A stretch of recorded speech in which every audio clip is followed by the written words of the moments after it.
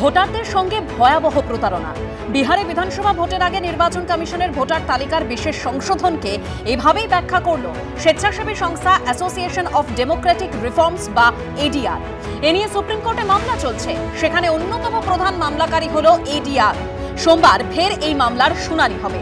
তার আগে ভোটার তালিকার বিশেষ সংশোধন নিয়ে মুখ খুললেন মুখ্য নির্বাচন কমিশনার জ্ঞানেশ কুমার। বিহারে খসড়া ভোটার তালিকা প্রকাশ করা হবে 1 আগস্ট। নির্বাচন কমিশন জানিয়েছে, খসড়া ভোটার তালিকা প্রকাশের পর যোগ্য ভোটারের নাম বাদ যাওয়া বা অযোগ্যদের নাম থেকে যাওয়া থেকে শুরু করে নতুন ভোটারের নাম তোলার জন্য 1 আগস্ট থেকে 1 সেপ্টেম্বর পর্যন্ত ক্যাম্প করা হবে। সেখানে সংশ্লিষ্ট ইআরওর কাছে আবেদন বা অভিযোগ জানানো যাবে।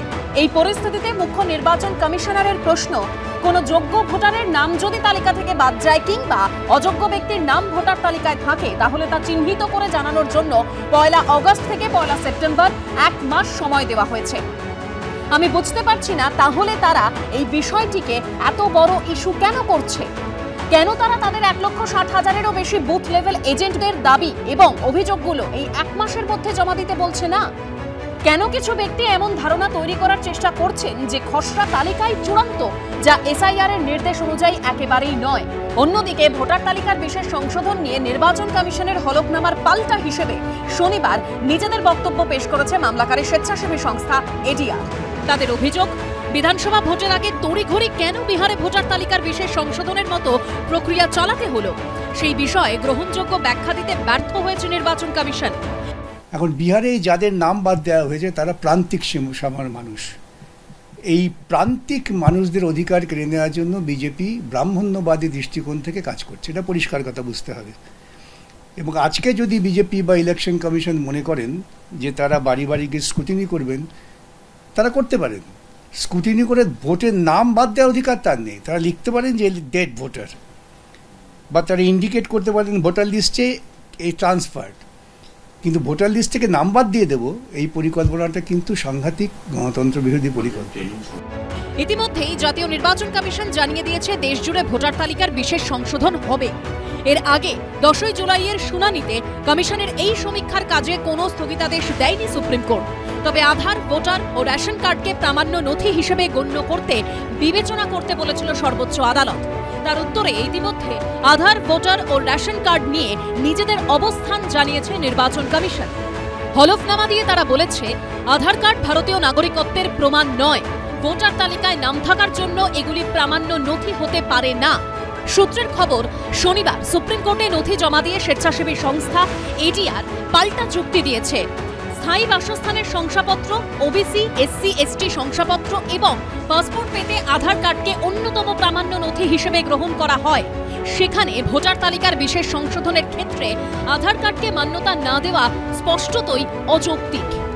হলফনামায় মামলাকারী স্বেচ্ছাসেবী সংস্থার দাবি, ভোটার তালিকার বিশেষ সংশোধনের প্রক্রিয়ায় এনুমারেশন ফর্ম বা গণনা ফর্ম পরীক্ষা অথবা নথি যাচাইয়ের নির্দিষ্ট কোনো পদ্ধতির কথা বলা হয়নি। তার ওপর একজন ইলেকটোরাল রেজিস্ট্রেশন অফিসার বা ইআরওদের ওপর 3 লক্ষের বেশি গণনা ফর্মের দায়িত্ব রয়েছে।